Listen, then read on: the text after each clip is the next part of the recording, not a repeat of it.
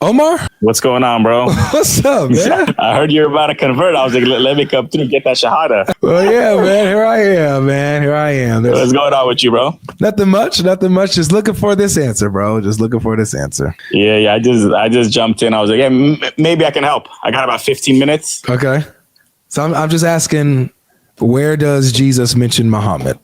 Because the Quran says he does. Oh. So if somebody can show me that, I'll consider Muhammad to be an actual prophet. Okay, where does Jesus mention Muhammad? Yes. By name? The Quran says by name. So, but I'll allow even a description, name, description, Okay. whatever. I think you have to stipulate to a description because the Old Testament doesn't mention Jesus by name. So it should be by description, right? But the Bible, the New Testament never says you'll find Jesus by name in the Old Testament. The Quran says you'll find Muhammad by name. Ahmed. Yeah. Now you'll find Ahmed, Naam. Yeah. That's a good point. I would probably give you the Deuteronomy 33, 1 through 2, the one I've given you before. I said Jesus, bro. Oh, Jesus himself mentions Muhammad by name? By name or description. Okay, I don't know. That I would say, John, I would do the Paraclete.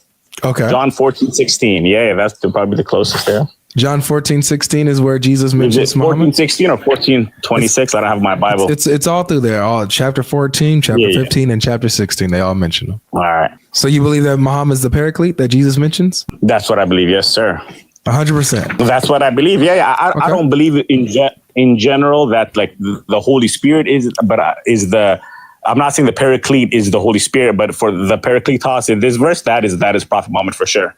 Okay. And so when it says, so just to be clear, so you believe that Jesus said that this is a prophecy from Jesus about Muhammad 100%. At least this part is the truth. Exactly. So then this is part of the Injil? Yeah, and I will ask the Father, and He shall give you another Paracletos.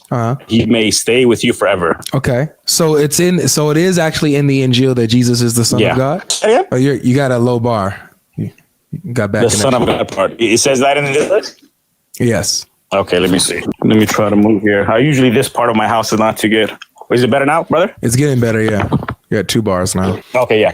Yeah. So I wasn't aware that it says Son of God in that verse, but well, he calls him Son of God. He calls him his Father. He says, "I will ask the Father, and He will give you another helper." Yeah. Right. In my name. Okay. Yeah. So I would answer that with basically saying, what did the Son of God mean to them in first, second century? Well, does that matter? Is Allah the Father of Jesus in any way? He could, in the correct sense, the Father, the originator, if that's how you use it.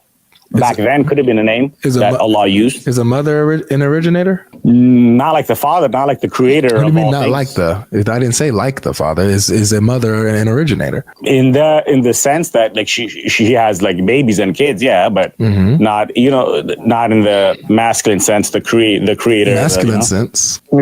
I got some hate in the comments, but yeah, I mean, so when we talk about it, I'm sure you guys will agree with us, like with the Bible and the Quran, how you guys why you guys say He, right, for the creator of the universe, stuff like that. So you would say that Allah is truly a Father? I don't think we have a problem. Say it again. So you would say that Allah truly is the Father? I would say that's what Ibn Taymiyyah said with regard to talking with Christians. You're allowed to use terminology. It's not something I would. Yeah, use when talking to the Christians in debate, but when it comes to your actual Aqidah, can you affirm that Allah actually is a Father? Oh, okay. So if for example, if I'm teaching an Aqidah class, I wouldn't use that word. Definitely not. So Allah is not a father in any sense, right? Yes, yeah, they can say that. Yeah. Okay. I know where you're going with it, but you gotta understand my reasoning. I understand your reasoning. Just saying, with your Aqidah, within Islamic Aqidah, right? Within Islamic theology, Allah is not a father in any sense. So right. Okay. So, yeah, we don't use those words, brother. Yeah. I know you don't use those words, but it's not just that you don't use the words. This identity of fatherhood cannot be applied to Allah at all, right? It's blasphemy to say such a thing, right? That would be a blasphemy and bid'ah. Right? Blasphemy, like shirk, like take you out of Islam. I'm not sure. It depends what they mean, right? To be honest, I would have to ask the person. Yeah. Okay. So yeah. I would. I mean, like, okay, if someone says that, I wouldn't make takfir on them. I would just tell them that you shouldn't be using these kind of words for sure because of the meanings have changed, right? Just like the meanings haven't changed. Nothing haven't changed. Like this is what I'm saying, bro. When we're talking about Islamic theology, you guys say that is like you go with the Sunnah and the Quran, but then when it doesn't suit you, you want to pick from the Bible to help your theology out. And that doesn't work. It's either the Bible is good for Islamic theology or it isn't. You can't pick and choose, bro. You get what I'm saying? Especially when Allah is very, very clear on whether he has children or not. Makes sense. Okay, then so what do you do? How did you pick and choose from 66 books or 73 books? What does that got to do with what I'm asking you? So you're telling me we can't pick and choose from the Bible, right? You can't. It's either the Bible's good enough for you to have your Aqidah and your religion, your theology, or it's not. That's what I'm saying to you. Does that make sense? Like imagine me if I was using the Quran, and I don't believe in the Quran, but when it suits me, I pick and choose from the Quran to help formulate and articulate my theology that I don't find in the Bible or any Christian source, but I can pull it from the Quran. But everything else in the Quran, I like that's corrupted. Oh, this actually I can work with this, so this can actually fit my theology. You see how dishonest that is? A little bit, but Christians have been doing it for centuries. There's not a single Christian that has ever used the Quran as a source of theology. Would you agree? Yeah, that's fine. But I'm saying, okay, so for example, for Christians have different Bibles throughout the years, is what I'm saying. So how do you do you understand the difference that we're talking about here? Yeah, you're saying within the Quran because we're two different religions. So exactly. So going over Christian sources, whether they're inspired or whether they're just historical and good for reading in the church, that's within Christian paradigm, right? None of them are going to go to the Quran and use the Quran as a deciding factor of what book is inspired. Right. Okay. So let me ask this, make sure I understand this correctly. So basically Christians all have the same Bible basically throughout the years. I don't think that you're following the conversation, Omar, and I might have to move on further, brother. I might have to move on. Okay. But you don't get my question? Omar, do you get the topic? I mean, the topic, of course. Yeah. Okay. So can you use the Bible for your religion, for your Aqidah, to decide the identity of Allah and his characteristics? Is the Bible good enough to use? Definitely not. No. Okay. No problem. Okay. So when we go here in what you quoted, Jesus says that God is his father. Is that correct Islamic theology? Yeah, no doubt. It is or it's not? I said no doubt. Yeah, we don't use those words. Okay. For sure. So you went to a verse and you said that this portion is part of the Injil. This is the truth. And so what we have within the Injil is Jesus preaching a message that is anti-Islamic, that goes against Islamic core doctrine, right? If that's what he said, yeah, I get your point, yeah. So then that would mean that the Quran is false, because if the Injil teaches that God is the father of Jesus, while the Quran denies that and goes against that, then the Quran's false. No, but I gave you the explanation, but obviously you didn't like it. You know. Wait, what was the explanation? The explanation that in debate, Ibn Taymiyyah were allowed to use the word father as the originator. Time out, Omar. You said in debate, correct?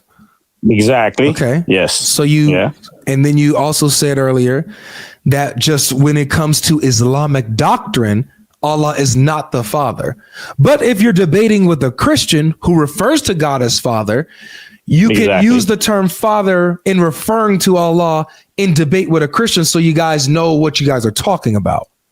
Okay, beautiful. But when you do that, you're not affirming that Allah actually is the father, right? We are not exactly. Okay. Yeah. So here, Jesus, we're not in debate.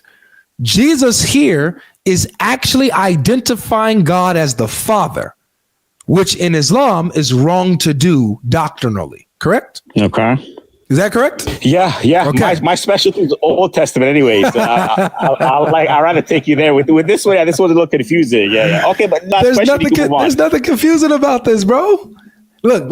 I will ask the Father. Yeah. Yes. But remember, we don't get our Aqidah, so this is just proving we already have enough information to prove that Isa al-Islam is the son of Mary. We have more than enough. That's not the point, Omar. The point is I get your point. You're talking about Islamic theology, right? You're saying doctrine and Aqidah. Yeah, but I'm saying we're not basing our Aqidah off the Bible. We're just showing you guys this is where Jesus spoke about another Paraclete. Right. So I exactly. Yeah. So if this is true, which you said it is, where Jesus is talking about Muhammad, another helper coming.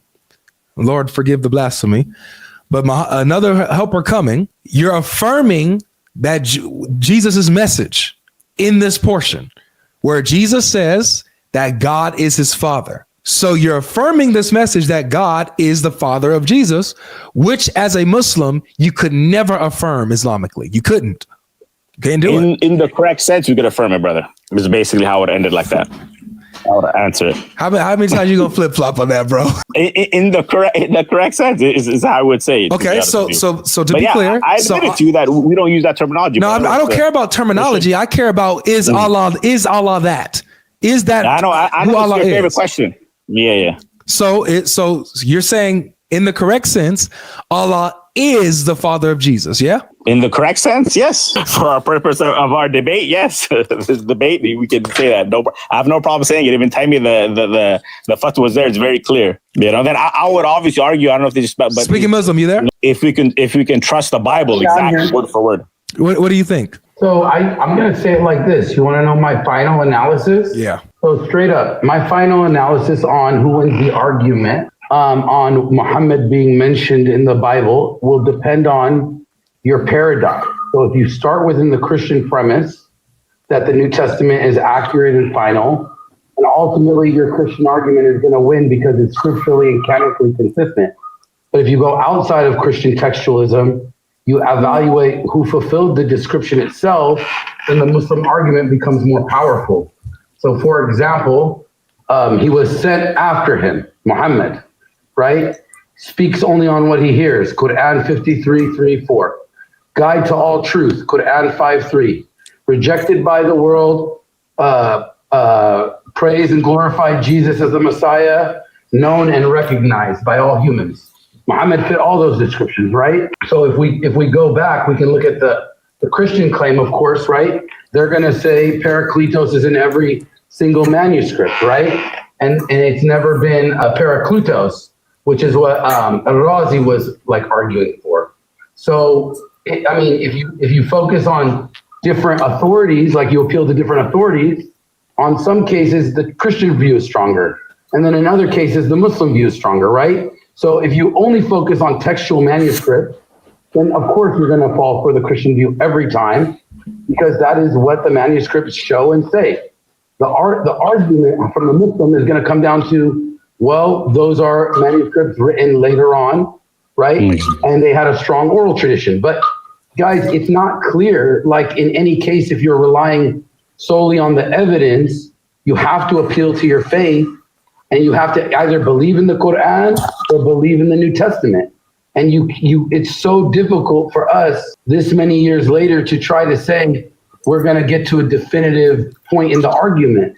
I mean, it sounds like a cop-out, but that's my answer. Okay. All right. So, yeah. So where we're at right now is where Jesus is preaching a message that a new comforter is coming. And the Father is going to give him, and Jesus as well. Both of them are going to send this comforter. By the way, do you believe that, Omar? Do you believe that Jesus and the Father sent Muhammad? No, I don't. Oh, well, that's what he says. He says the Father. Oh, he says the Father will send him, and he also says that he will send him. And I will ask the Father, and he shall give you that's the verse that I usually read. Yeah, and then also are you talking about another verse? There's also John 15:26, where he says that I will send the Spirit of truth from the Father. He says, I will send him. It also says that in John 16:7, he says, if I go away, I will send him. So we have both the Father and the Son sending the Spirit, or sending the helper. Do you believe that both of them sent Muhammad? I'll have to look at the notes. I've actually heard this before a couple years ago. Some on it on the Greek and the your connection of it. And then I went over with one of your friends. I'll say in conclusion. Connection back again. Yeah, you're breaking up. Well, look, we'll talk again. I'm gonna let somebody else up. We'll talk. What was the question? Yo, can you hear me now? Sorry, you're still lagging. Can you repeat your question about the? Okay, for sure, no problem. Sending Muhammad, you said. What'd you say? You said you mentioned the question to Omar a moment ago about to sending Muhammad. Yeah, Jesus says that the Father sends the Comforter, and that he also sends the Comforter. So both the Father and the Son together send the Comforter. And I was asking if he believed that about Muhammad, that the Father, or that Allah being the Father and Jesus being the Son, that both Allah and Jesus sent Muhammad? Yeah, that's a good question from his paradigm. I didn't know. Did he accept the Bible? Was he accepting the New Testament? He accepted it when he thought it would line up. It was talking about Muhammad. Yeah, I think it depends on that first, right? It can't. You can't be a Muslim and possibly accept that. No, I'm saying it depends on his view, not whether he's Muslim or not, whether he takes the New Testament as authentic over him, and if he's conceding that it's the Injil, like if he made the argument, this is the Injil, right? Sure. It's all about what you appeal to. You gotta start from the front, man. It's all about framing the case. He's a Muslim, so you can't affirm something that directly goes against Islamic doctrine. That's my point. You should not. But then arriving at what Islamic doctrine is seems to be the question mark. That is, yes. Ain't that crazy? Arriving at what Islamic doctrine is the question mark.